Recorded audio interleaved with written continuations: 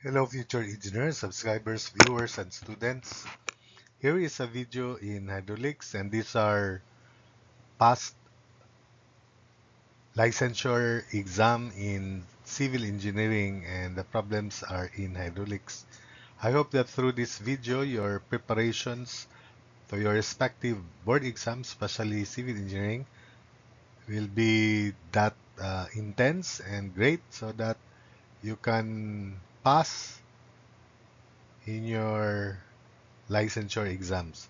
And in each part, I always have this extra problem for you to supposedly solve, but I still present the solution to this.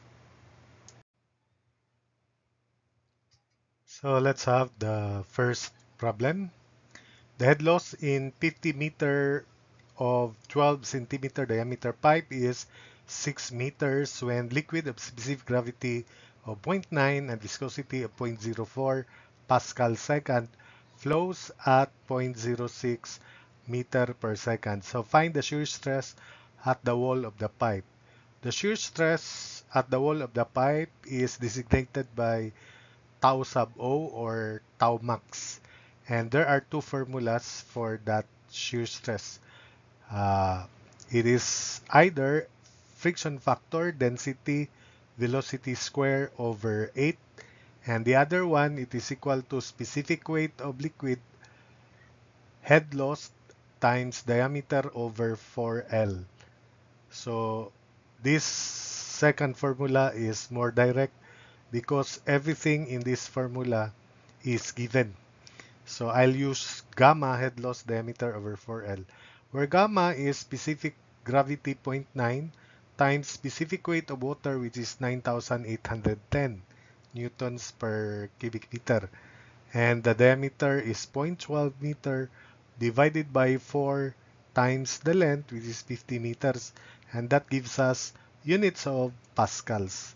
So zero point 0.9 times 9,810, specific weight of flowing fluid, head loss 6, diameter 0.12 over 4 times length 50. So with your calculator, it is equal to 31.78 pascals.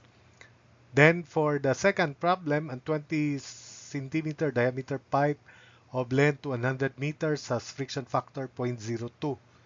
The water surface elevation in the reservoir is Z equals 60 meters.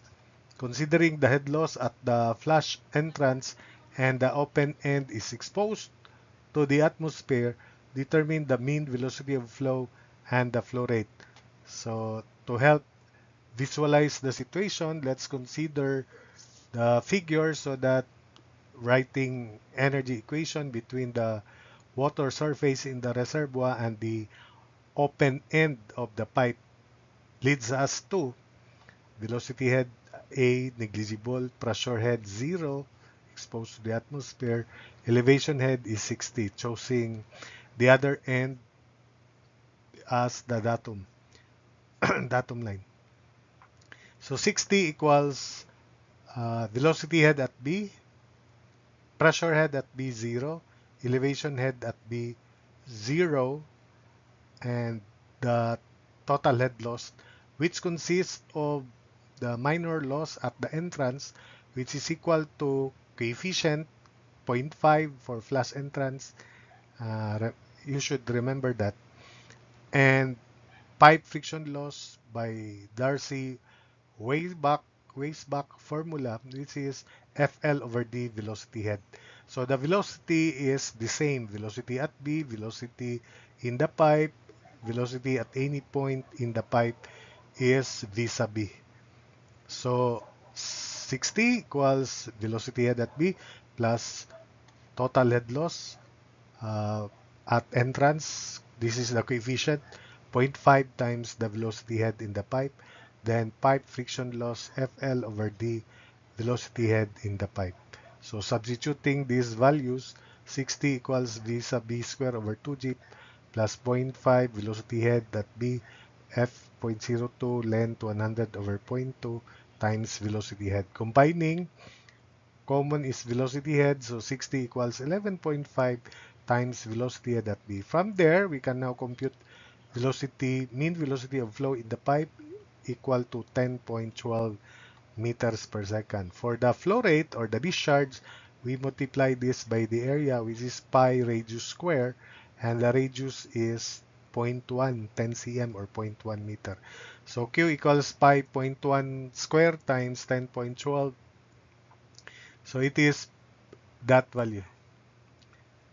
Then number 3, determine the theoretical velocity if the hydraulic head is 3 meters. Theoretical velocity is square root of 2gh.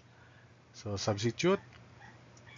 Theoretical velocity 7.672 meters per second. For 4, a phenomenon in pipes when the absolute pressure of a liquid is close or higher than its vapor pressure. The phenomenon is called cavitation when the vapor pressure is exceeded by the absolute pressure of the liquid. So that's it for this part of the screen video. Let's have problem 5 and these extra questions on the next slide. So for 5, what are the means where rainwater reaches the stream? Of course, the means are surface runoff, base flow, interflow, uh, interflow, base flow, percolation or base flow, that when water percolates into the soil. Then by direct precipitation over the stream, of course. Those are the different means where rainwater reaches the stream. Direct precipitation over the stream. For extra question A, what is the critical depth in a channel having base of width 1.82 meters, 1.80 meters, the depth of flow 1.2 meters, slope 0.002, and roughness coefficient 0.012. So from this information, we have a rectangular channel. We can compute the discharge, capital Q. Then from there, we can compute small q, which is capital Q over the base B. Then critical depth formula, cube root of small q square over G. So let's define small q as capital Q over B and capital Q by Manning's formula, and I use the direct way, area to the 5/3 slope to the 1/2 over n perimeter to the 2/3. Or you may use area over n hydraulic radius raised to 2/3 slope to the 1/2. I just replace hydraulic radius, which is area over wetted perimeter, by A over P. And since there's already A times A to the 2/3 is A to the 5/3. So that's why the formula is also this one. But I'll use this. Since the channel is rectangular, the area is base 1.8 times depth 1.2, and that is 2.16 square meters. The wetted perimeter is base plus 2 times depth. So it is 1.8 plus 2 times 1.2. So it is 4.2 meters. Substitute into this formula.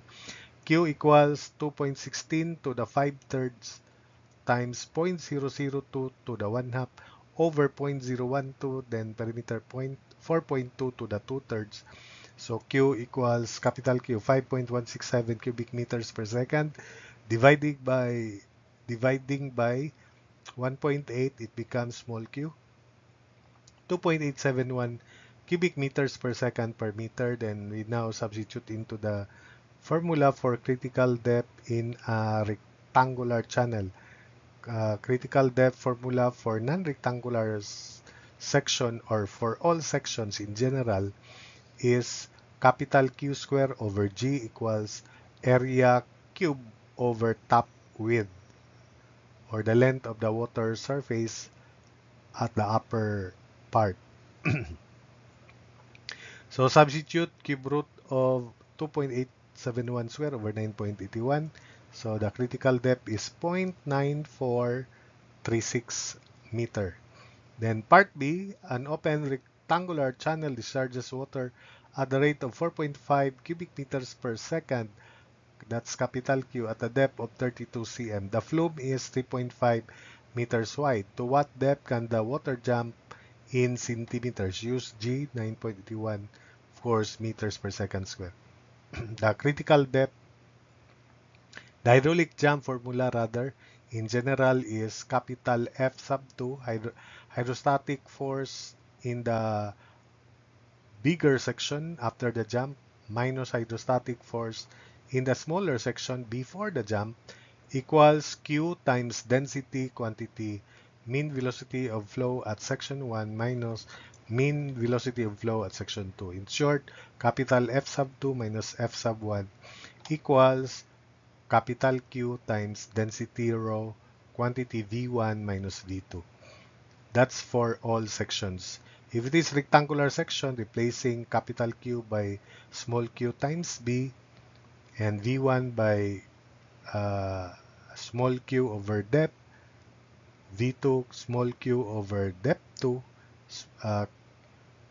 V1 small q over depth 1, then we'll arrive at this derived formula small q square over g equals depth 1 times depth 2 divided by 2 times the quantity depth 1 plus depth 2. So small q is 4.5 over 3.5 and that is 1.286 cubic meter per second per meter. Depth 1 is known 0.32. Substitute into the formula 1.286 over 9.81. 1.286 square over 9.81 equals 0.32 depth 2 over 2 quantity depth 1.32 plus depth 2. Using your calculator, or you may expand this, this will result to quadratic equation rather. Then depth 2 is equal to 0.8788 meters using your calculator. So expressing this in centimeters times 100, so depth 2 after the jump is 87.88 centimeters. So that's it for this video.